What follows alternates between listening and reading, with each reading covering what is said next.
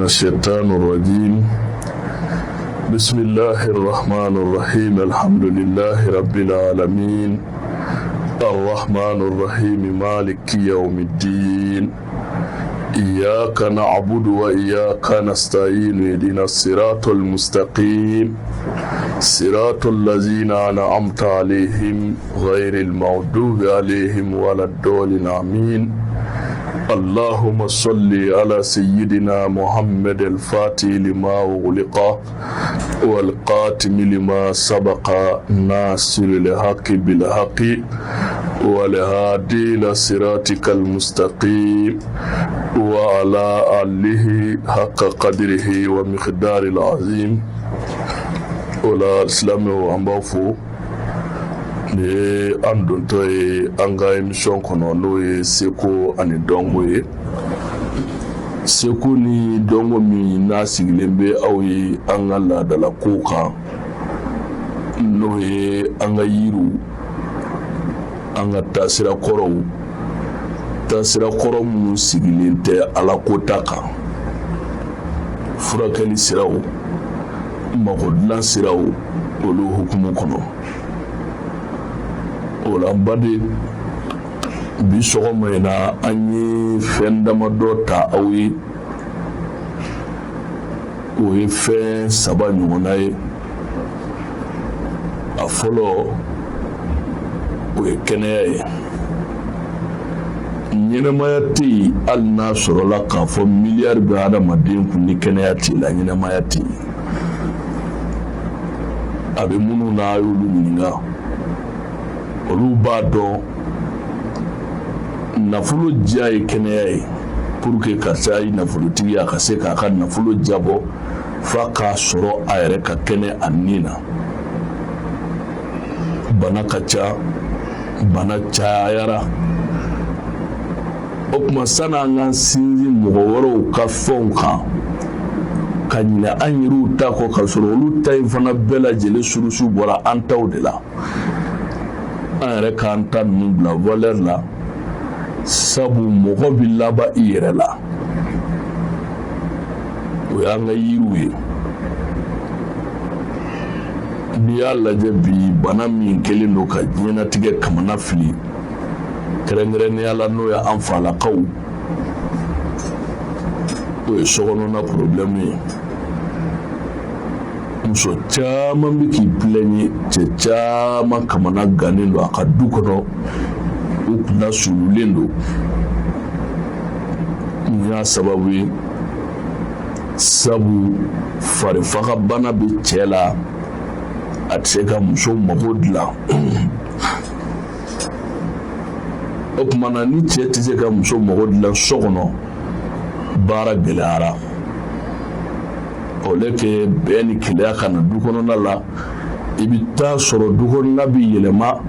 k'a kɛ kasobo ye du kɔnɔna bɛ yɛlɛma k'a kɛ gɛrikɛyɔrɔ ye du kɔnɔna bɛ yɛlɛma k'a kɛ dusukasiyɔrɔ ye sabu cɛ tɛ muso bolo muso kɔni furulen don mɛ cɛ tɛ a bolo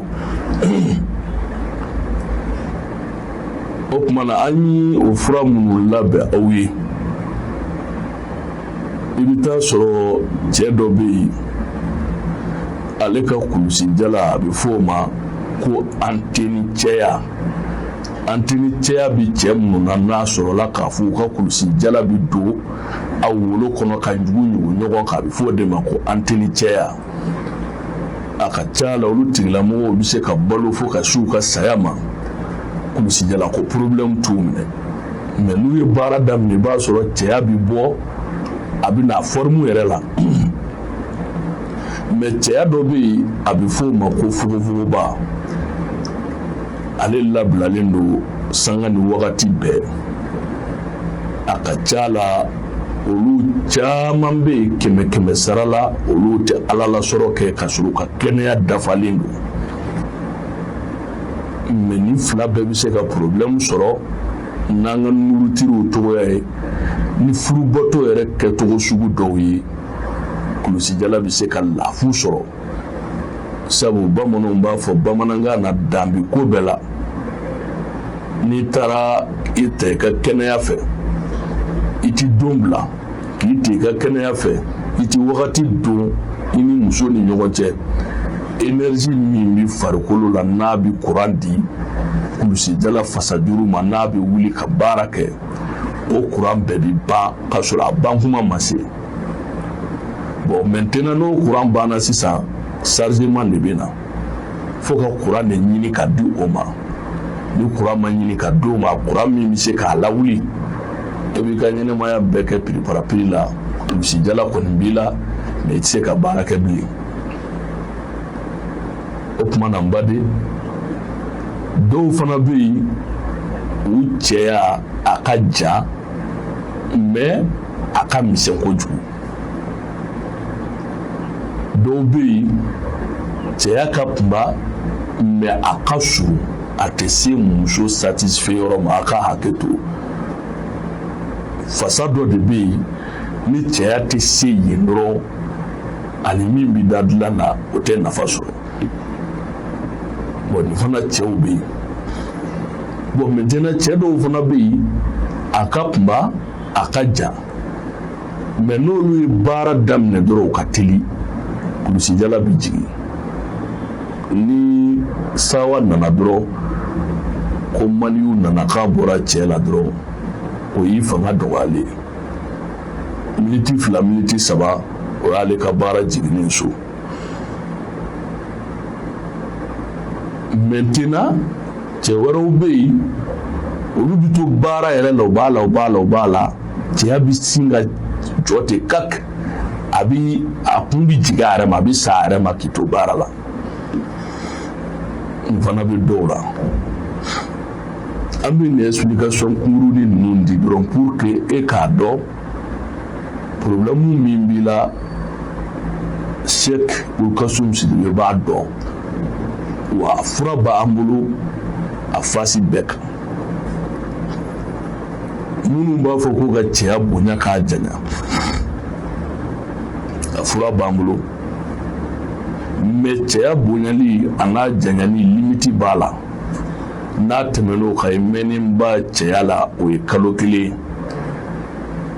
ni fasa tɛmɛn'o limite kan dɔrɔn i t'i kɛ cɛ bilen fo ka t'i sa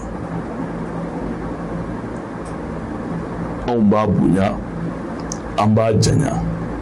mais an b'a kɛ ni dalilu de ye a n'a kɛfɛnw k'a di i ma n'i y'a k'a kɛcogo la n kalela min na ala don i ka kulusijala bi bonya a bi janya wa a bi kɛnɛya sɔrɔ fo ka taa Alahu Taala ka wele s'i ma cɛya t'i janfa k'o ye ɲɛdɔn de ye k'o ye gindo de ye a kɛcogo qualité bɛɛ b'an bolo a dɔ bɛ yen an b'o bɔ si yɛrɛ de la yiri dɔ bɛ yen u b'a fɔ a ma ko si an b'ale bɔ si la a dɔ bɛ yen o dilannen bɛ an bolo ni o si kelen tulu de ye si tulu a dilannen b'an bolo n'o ye n'an y'a dɔɔni di cɛ o cɛ ma n'i y'a mun i farisogo la i ka kulusijala la miniti 10 ɲɔgɔn don ɲɛgɛn na n'i ye min y'i yɛrɛ la o ye ala ka kɛ a b'i fasa kɛnɛya a b'i jolisira dayɛlɛ en même temps a bɛ farisogo di cɛya ma a bɛ kunnama d'a ma k'a bila limite la min dépasselen tɛ minnu ta problème bɛ kɔnɔna fana la o fana solution bɛ yen o furaw labɛnnen don a bɛ d'i ma i b'a traitement suit yiri gɛrɛgɛrɛw don ɲagami t'a la n'i y'a suit normalement 3 jours tile 3 kɔnɔ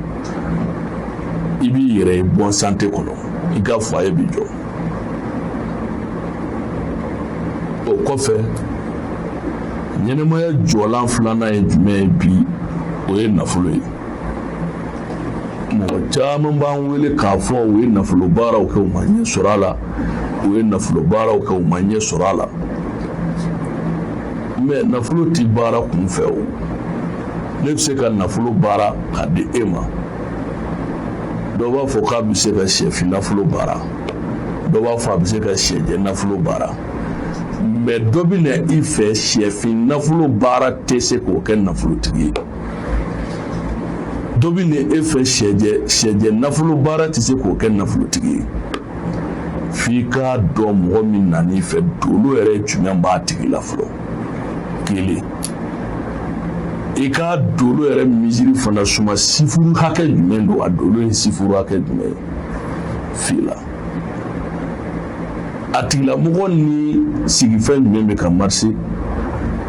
a ka ɲɛnɛmaya bɛ ka marché so jumɛn kɔnɔ diɲɛlatigɛ so la hɛrɛ so kɔnɔ n'i tɛ nin dɔn i ka baara caman bɛ kɛ kunfɛ baara de ye ni min bɛnna sen ma alhamdulilayi ni min ma bɛn sen ma yɛrɛ o tigi bɛ pege di f'i ka ninnu de dɔn k'u woloma ka bɔ ɲɔgɔn na k'u sigi k'a dɔn fɛn jumɛn bɛ se ka nin kɛ nafolotigi i bɛ sɔrɔ k'o fɛn baara ka d'a tigi ma n'o kɛra o san tɛ yɛlɛma ala b'a fara miliyɔnɛriw kan mɔgɔ 100 mana na e fɛ i bɛ sɛfin de baara ka d'a 100 bɛɛ ma k'a b'o k'a ye o tɛ se k'o 100 bɛɛ kɛ fɛn ye o 100 in i bɛ taa sɔrɔ mɔgɔ 2 dɔrɔn de t'a sababu bɛ se ka k'a ye alors que min baara tiɲɛ don mais a tɛ se de ka bɛɛ ta dilan o tuma o fana ko ɲɛ o ye mɔgɔw kamana gan bi f'u ko nafolo baara ko tiɲɛ tɛ ni tiɲɛ tɛ ni tiɲɛ don sebulukasiw b'i ka bila la n'a lajɛ ni tiɲɛ bɛ k'o la ni tiɲɛ tɛ k'o la e n'a dɔn o la n baden ka fayida di aw ma kulusijala yɛrɛ ale furakɛlan kan bi o la aw bɛ mun kɛ u ka fɛnɲɛnɛma dɔ bɛ yen u b'a fɔ a ma ko daamɛ ni mɔgɔ min ye daamɛ tɔɔrɔ sɔrɔ ni mɔgɔ min ye daamɛ k'ale tɔɔrɔ sɔrɔ o kɔ tɛmɛnen kɔfɛ basa dɔ bɛ yen u b'a fɔ a ma ko kelekejigi ni basa bonyana tuma dɔ a kunkolo bɛ kɛ bilenman ye i jija i ka kelekejigi den 7 ɲini dɔw bɛ daamɛ tɔɔrɔ ɲini dɔw b'a cɛya ɲini nin fɛn 3 fara ɲɔgɔn kan i k'a laja i k'a susu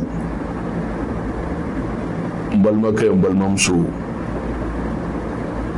to i ka nin dɔɔnin kɛ tasuma la i k'i ka kulusijala wusu a la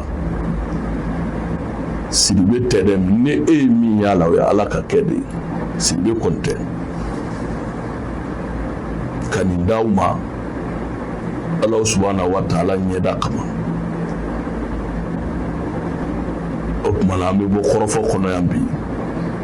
k'a ɲini ala fɛ ala ka faamuya ko ɲuman di an ma an ka baara ninnu kɔnɔ ka tila k'a yira aw la fana siribe tɛ ala ye kira tɛ n ye hadamaden de ye